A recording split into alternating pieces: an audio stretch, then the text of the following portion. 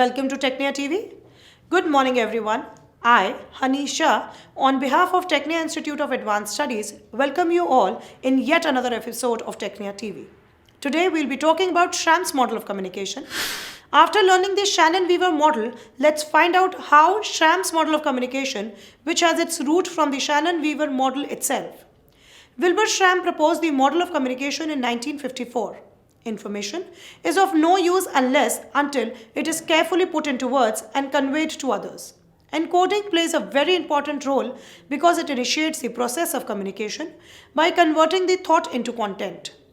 When the information reaches the recipient, his prime responsibility is to understand what the speaker intends to convey. Unless and until the second party is able to understand or decode the information what the sender wants to communicate, the message is actually of no use. Thus, encoding and decoding are two most important factors of an effective communication, without which information can never flow between two individuals. Schramm's model also involves round the above principle. According to the Schramm's model, coding and decoding are the two essential processes of an effective communication. He also emphasizes the communication is incomplete unless and until the sender receives a feedback from the recipient. Imagine a person sharing his thoughts with his friend and his friend not responding to him. Is this communication complete? No. Schramm believed that the communication is actually a two-way process between the first party and the second party.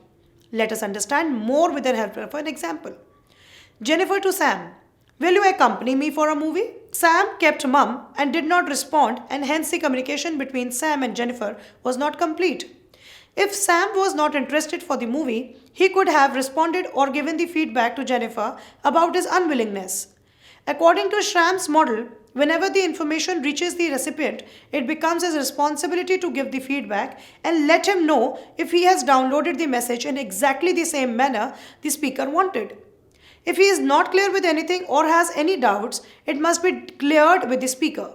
Thus, when the speaker conveys any message to the listener decodes the message and once again passes the message to the speaker after understanding it and completing the full circle.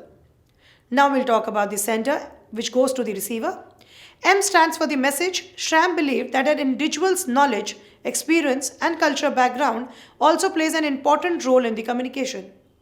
Individuals from diverse cultures, religion, or background tends to interpret the message in different ways.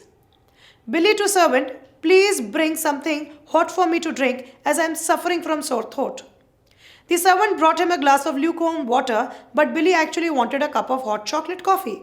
Hence, different interpretation by the servant, he was not on the common grounds with Billy and failed to understand his master's information. It was neither Billy's nor the servant's fault, but actually the differences in both their backgrounds which was to be blamed. Go through another example. John to Teddy. I get late from my office. Please buy me a clock. Teddy went to a local market and gifted a clock to John, and John was never late to office after that. He could also have misinterpreted the message, then how come he could understand his friend's desire?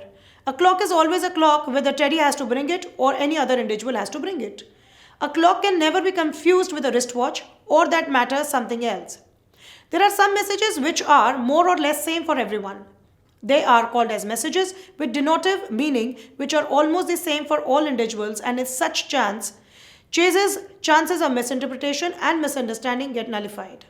Please once again refer to the above situation of John and Teddy and slightly modify the situation. When John wanted a clock, Teddy brought two clocks for him as he was too concerned for John and did not wanted him to get late. In this case, John actually wanted a single clock, but Teddy brought his emotional quotient and personal affection in between. Such meanings are called connotative meanings, which are affected by emotional factors. A message can also get distorted due to wrong body movements, gestures, facial expressions, and many other factors. To conclude, according to this model of communication, when a sender passes on the information to the receiver must interpret it in the desired from the sender, wants, and give him feedback or respond accordingly. Any communication where the sender does not get the feedback, the communication is not complete and thus ineffective. So with this episode comes to an end. I hope you have understood this model. We will come again with yet another model of communication. Till then, I say thank you and kindly subscribe and like Technia TV.